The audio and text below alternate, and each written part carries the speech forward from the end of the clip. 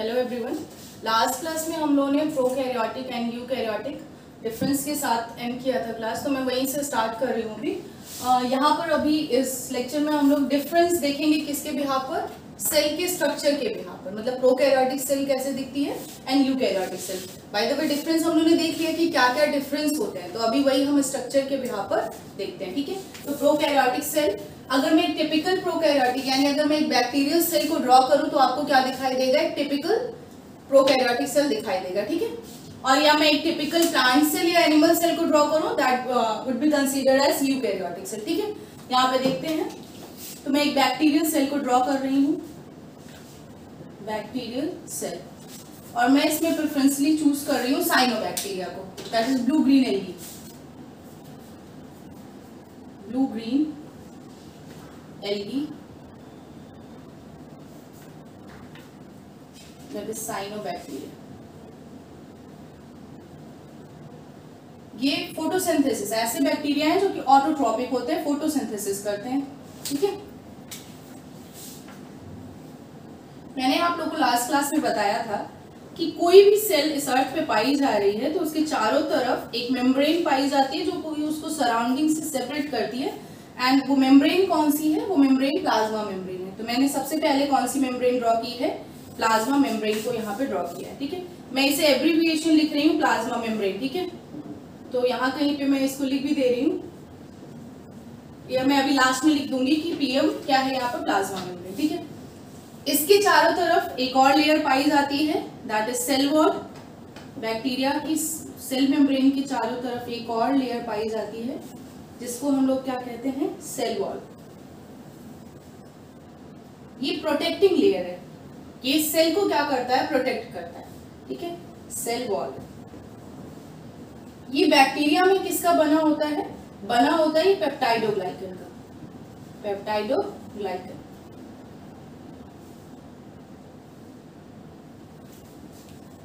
ठीक है, bacterial cell wall किसकी बनी होती है, पेप्टाइडोग्लाइकन।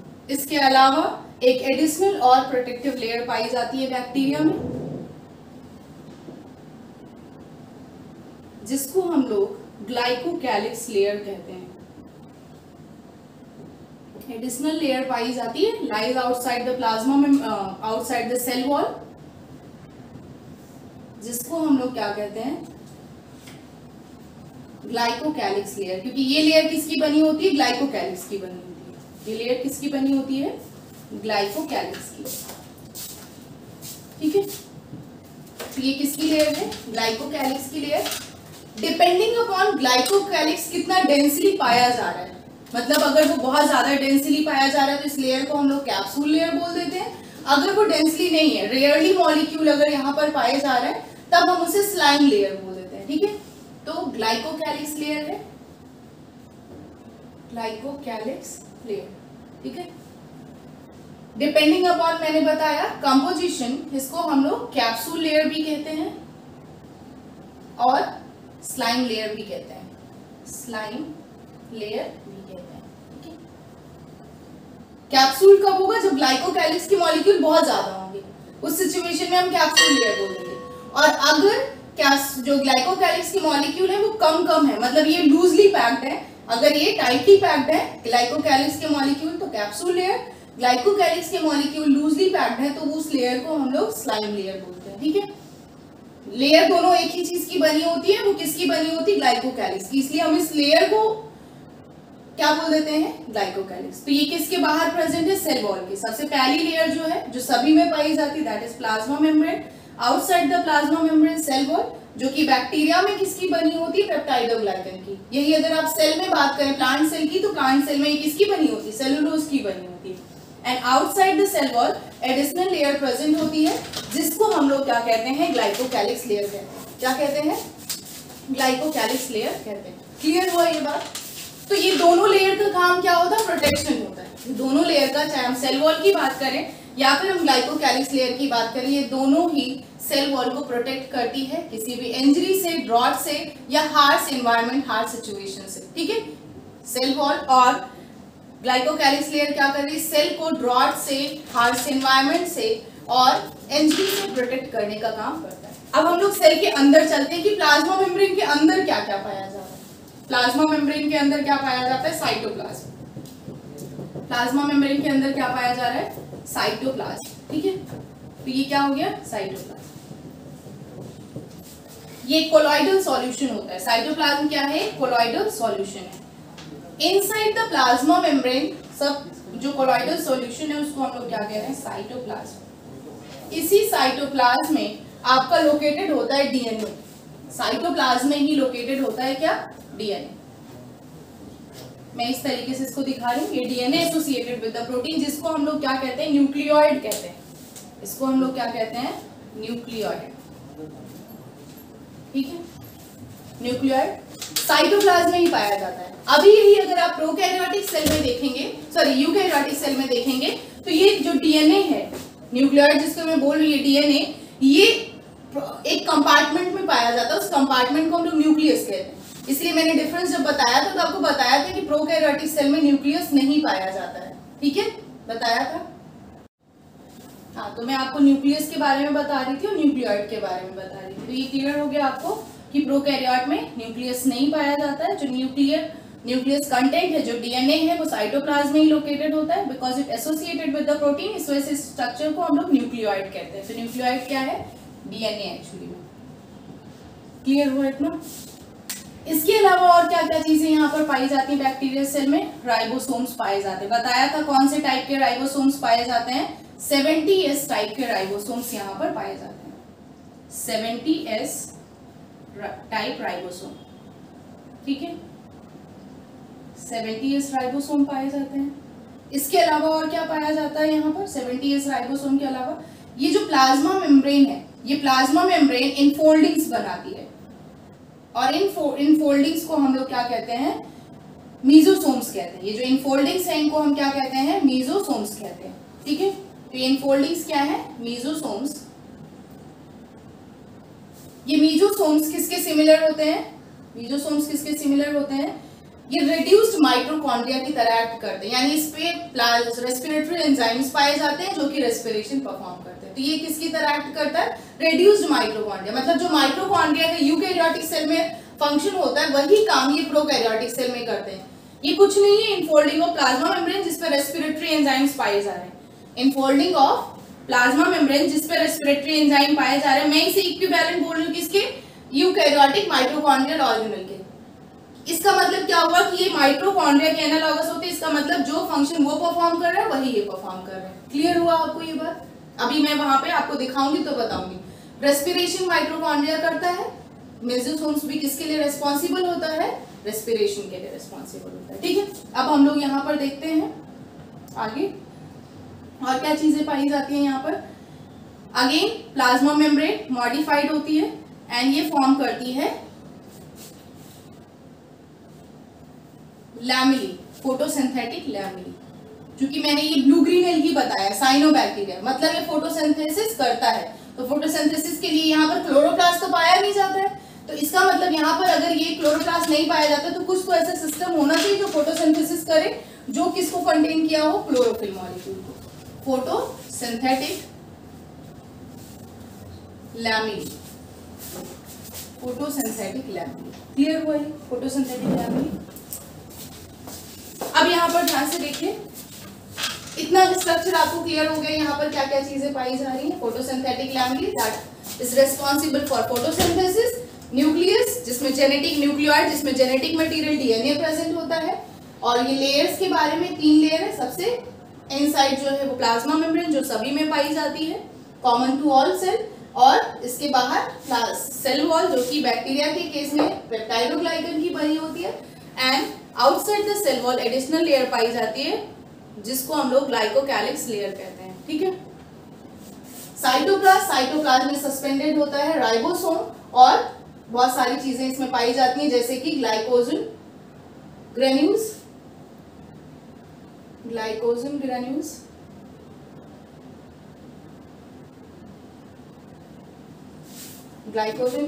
इसके अलावा यहाँ पर एक और स्ट्रक्चर पाया जाता है जिसको हम लोग, यहाँ से मैं साइटोप्लाज्म इरेज कर दे रही हूँ, इसको मैं कहीं और अभी लिख दूंगी, लेकिन आपको पता होना चाहिए कि साइटोप्लाज्म है। ये जो अंदर का पूरा कंटेंट जो सस्पेंडेड कोलॉइडल सॉल्यूशन है, इसको हम लोग क्या कहते हैं, साइटोप्लाज्म कहते हैं। वो मैं अभी कहीं दिखा दूंगी। इसके अलावा यहाँ पर एक स्ट्रक्चर पाया जाता है जिसको हम लोग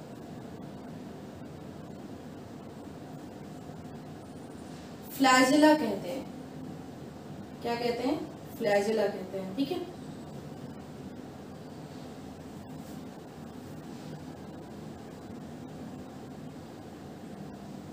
ये फ्लैजेला हो गया। ये बैक्टीरिया को स्विम करने में हेल्प करता है, बैक्टीरिया को स्विम करने में हेल्प करता है। कि मतलब अगर जब बैक्टीरिया वाटर में है, जैसे साइनोबैक्टीरिया कहाँ पर पाया जा रहा है, वाटर में पाया जा रहा है, तो उसको फ्लोट करने में ये हेल्प करता है, ठीक है। इसके अलावा इसमें गैस वैक्यूल भी पाए जाते हैं। ये गैस वैक्यूल भी बैक्टीरिया को फ्लोट करने में, ये सरफेस पे आने में हेल्प करता है। जैसे गैस वैक्यूल, इसमें गैस भरी होती है, जिसकी वजह से ये वाटर से डेंसिटी कम होने की वजह से बैक्टीरिया को फ्लोट करके कहां पर ले आता है, सरफेस पे, ताकि इस पे enough sufficient amount of light पड़ सके और ये फोटोसिंथेसिस कर सके, ठीक है। तो गैस वैक्यूल का काम क्या होता है, मैंने आपको बताया कि ये इसे सरफेस पे लाने का काम करती है, गैस वैक्यूल। फ्लैजेला जो उसको स्विम करने में हेल्प करता है, एक जगह से दूसरी जगह लोकोमोशन में हेल्प करता है। गैस वैक्यूल जो उसे सरफेस पे आने के लिए, ताकि वो enough amount of sunlight gain कर सके, ठीक है। इसके अलावा इसके सरफेस पर पिलाई पाए जाते हैं, इसके सरफेस पर पिलाई पाए जाते हैं।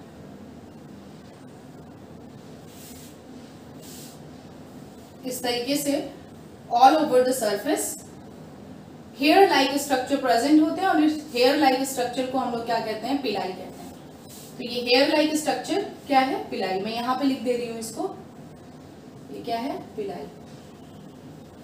पिलाई का काम क्या होता है, ये पिलाई इसको दो काम करता है। एक तो इसको रिप्रोडक्शन में हेल्प करता है, पिलाई क्या करता है, रिप्रोडक्शन में हेल्प करता है। और दूसरा काम क्या करता है, ये पहला ही मैंने बताया, पिलाई का दो काम होता है।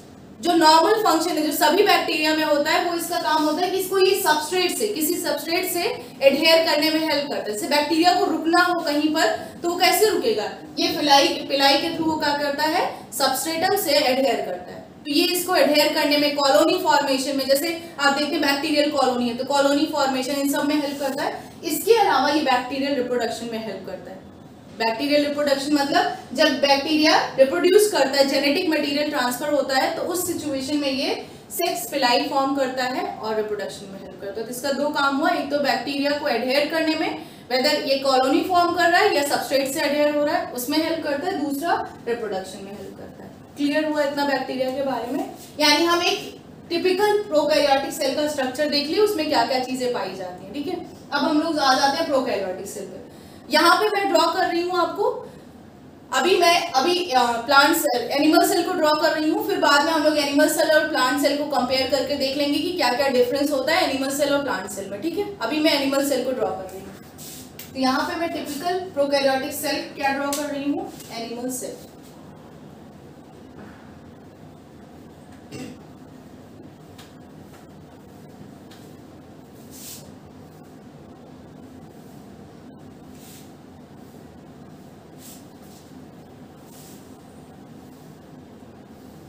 ये सबसे पहले आपको बताया था, कोई भी सेल हो उसमें प्लाज्मा मेम्ब्रेन पाई जाएगी, plasma membrane,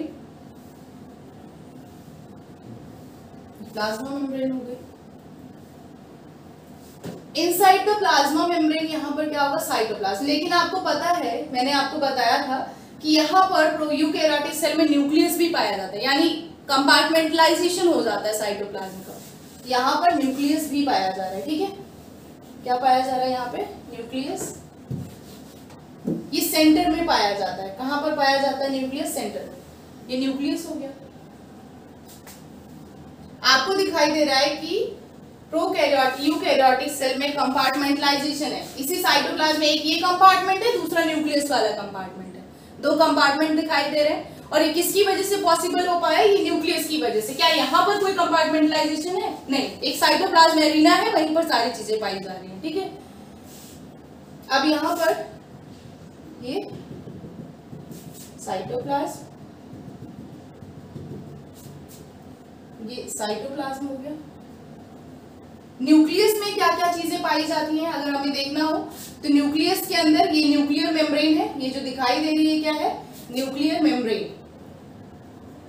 nuclear membrane, nuclear membrane के अंदर क्या पाया जाता है, न्यूक्लियोप्लाज्म पाया जाता है। ये भी कोलॉइडल सॉल्यूशन होता है जो कि न्यूक्लियर मेम्ब्रेन के अंदर पाया जाता है, न्यूक्लियस के अंदर न्यूक्लियोप्लाज्म, न्यूक्लियोप्लाज्म, ठीक है। न्यूक्लियोप्लाज्म के अलावा यहाँ पर क्या पाया जाता है, यहाँ पर क्रोमैटिन थ्रेड पाए जाते हैं। क्रोमैटिन इस न्यूक्लियस न्यूक्लियोप्लाज्म में सस्पेंडेड फॉर्म में प्रेजेंट होते हैं क्या, क्रोमैटिन थ्रेड, क्रोमैटिन थ्रेड।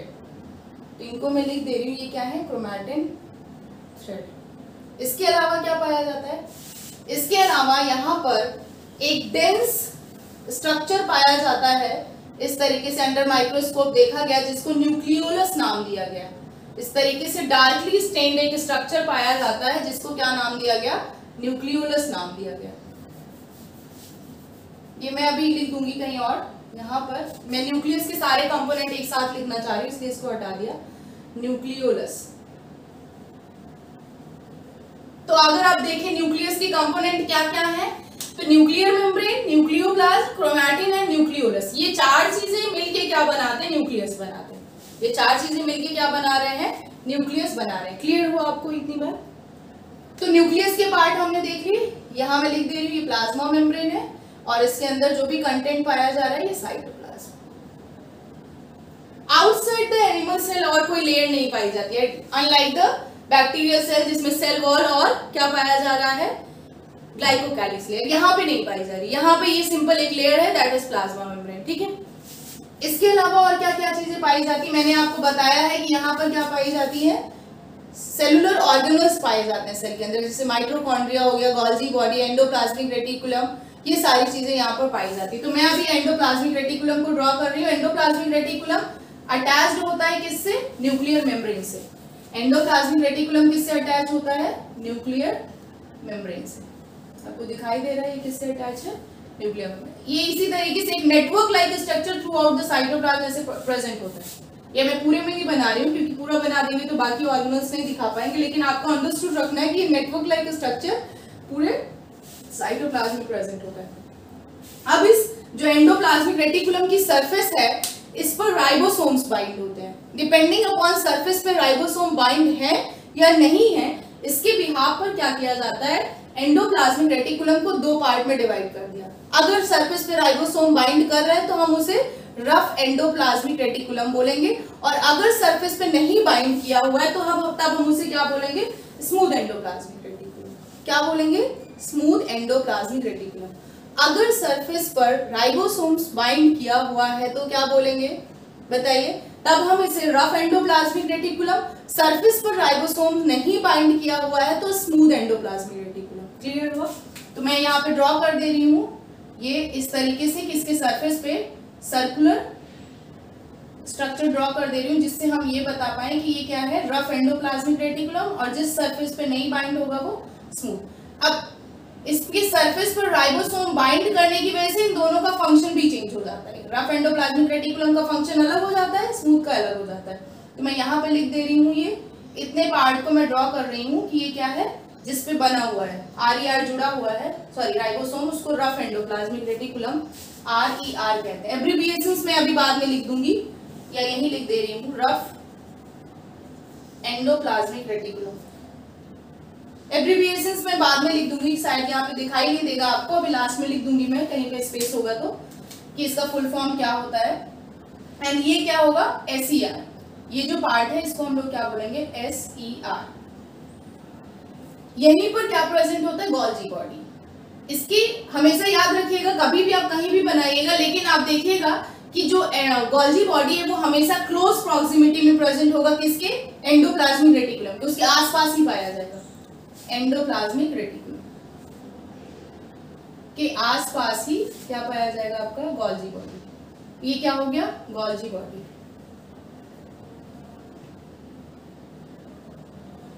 और क्या पाई जाती है यहाँ पे, माइटोकॉन्ड्रिया पाया जाता है।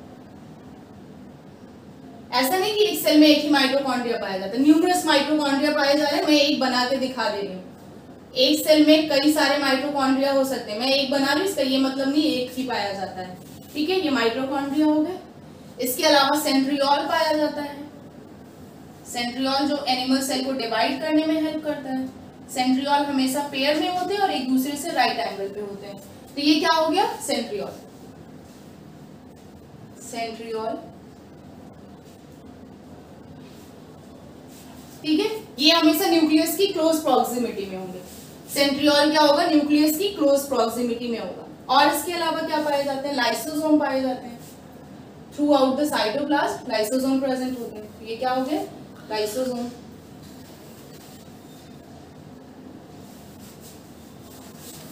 लाइसोसोम, साइटोप्लाज्म में राइबोसोम भी फ्री फॉर्म में पाए जाते हैं। एक तो एंडोप्लाज्मिक रेटिकुलम से बाउंड फॉर्म में होते हैं और एक जो साइटोप्लाज्म में ऐसे फ्री फॉर्म में फ्लोट करते रहते हैं, ऐसे भी राइबोसोम पाए जाते हैं, तो फ्री फॉर्म में राइबोसोम।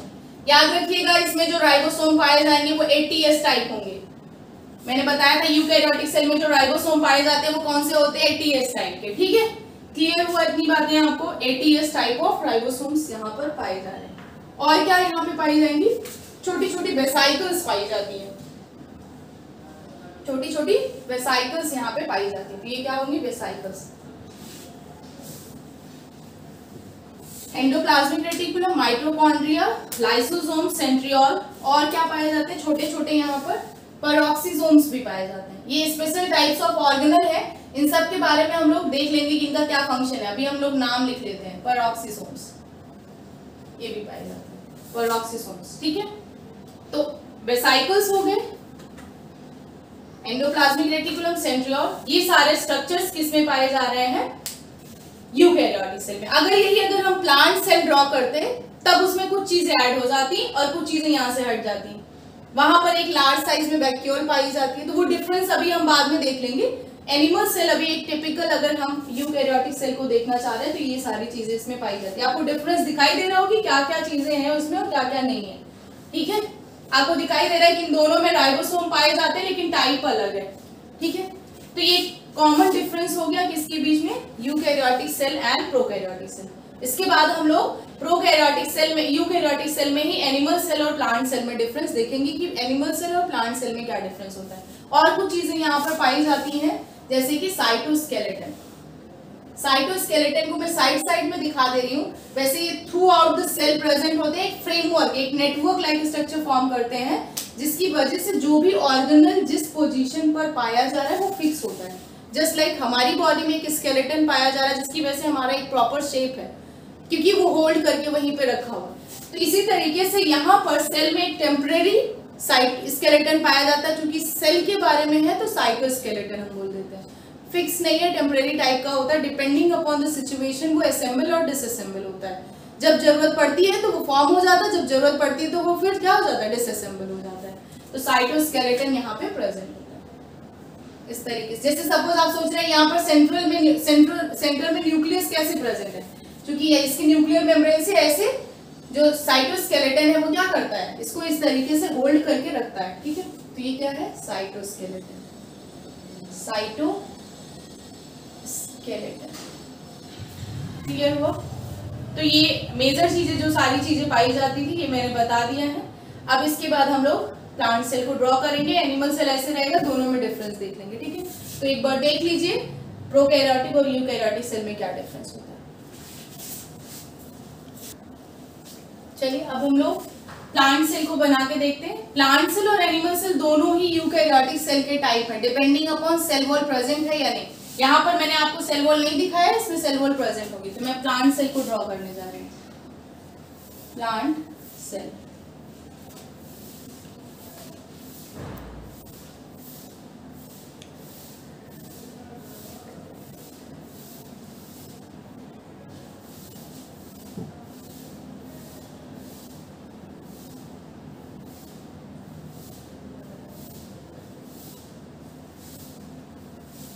एक प्लांट सेल को ड्रॉ किया है मैंने।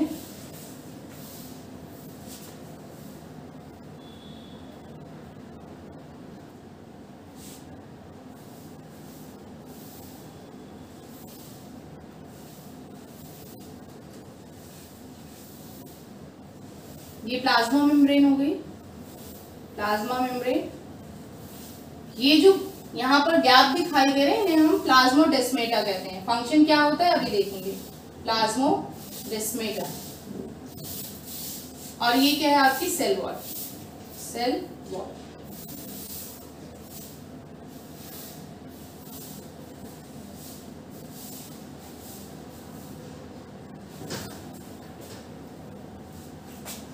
इसको हम लोग यहाँ पे जो मैंने बीच में ड्रॉ किया इसको मिडिल लैमिला कहते हैं, मिडिल लैमिला।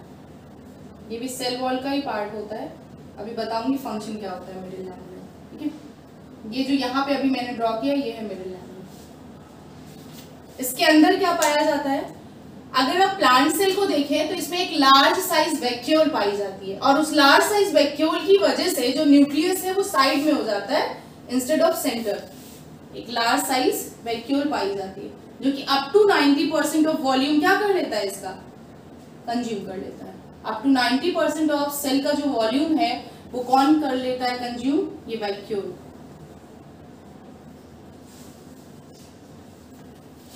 इसके अलावा जो भी चीजें पाई जाती है वो इसी स्पेस में पाई जाती है। तो यहाँ पर न्यूक्लियस हो जाएगा, न्यूक्लियस से जुड़ा हुआ क्या हो जाएगा, एंडोप्लाज्मिक रेटिकुलम, और उसकी क्लोज प्रॉक्सिमिटी में गोल्जी बॉडी, इसकी क्लोज प्रॉक्सिमिटी में गोल्जी बॉडी।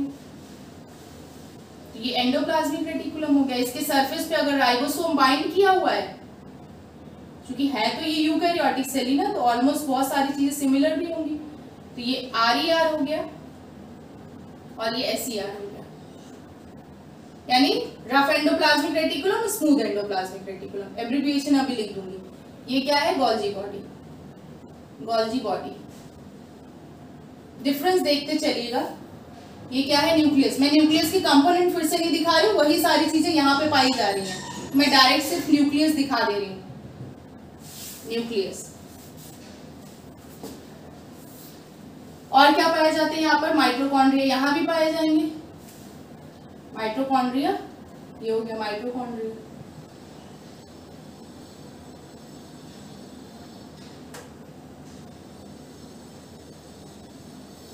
माइटोकॉन्ड्रिया, क्लोरोप्लास्ट पाए जाते हैं यहाँ पे। ये क्या हो गया, क्लोरोप्लास्ट। क्या आपको ये प्लांट सेल में कहीं दिखाई दिया, नहीं दिखाई दिया। इसका मतलब क्लोरोप्लास्ट किसकी प्रॉपर्टी है, प्लांट सेल की। एनिमल सेल में क्लोरोप्लास्ट नहीं पाया जाता, एनिमल सेल में क्लोरोप्लास्ट नहीं पाया जाता। इसी तरीके से सेल वॉल प्लांट सेल में तो पाया जाता है लेकिन एनिमल सेल में नहीं पाया जाता, ये डिफरेंसेस है।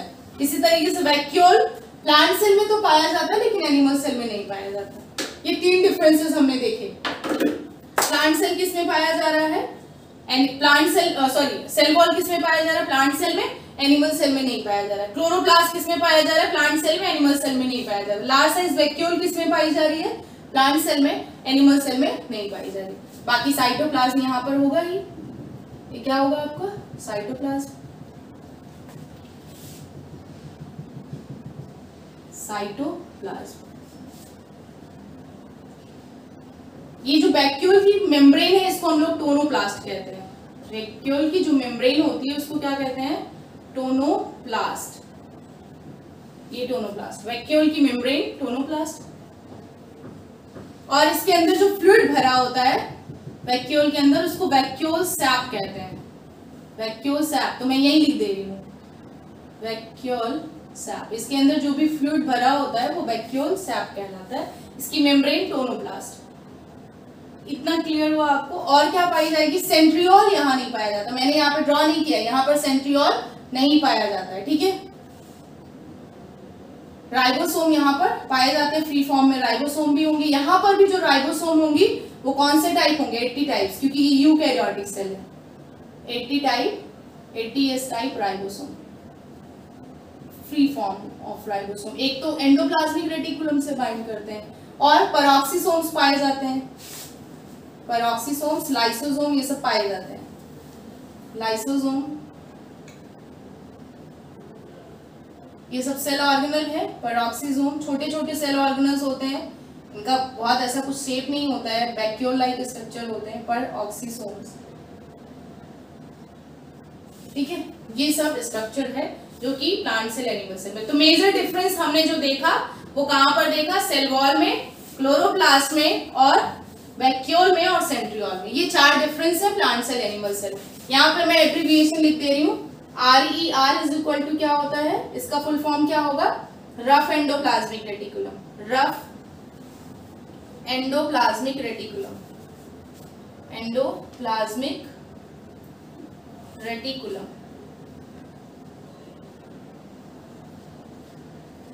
इसमें क्या हो जाएगा, SER का क्या हो जाएगा, smooth endoplasmic reticulum, smooth endoplasmic reticulum. तो मैं डायरेक्ट ER लिख दे रही हूँ, स्मूथ एंडोप्लाज्मिक रेटिकुलम ऊपर लिख ही दिया है। बस डिफरेंस क्या होता है, R और S का, तो rough endoplasmic reticulum, smooth endoplasmic reticulum. तो यहाँ पर मैं PM जो यहाँ पे यूज किया है कई जगह, इसका एब्रिविएशन क्या है, प्लाज्मा मेम्ब्रेन, प्लाज्मा मेम्ब्रेन।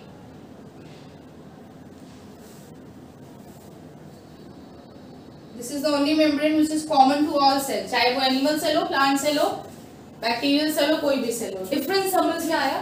तो हमने देख लिया कि एनिमल सेल और प्लांट सेल में क्या डिफरेंस होता है। ठीक है, चलिए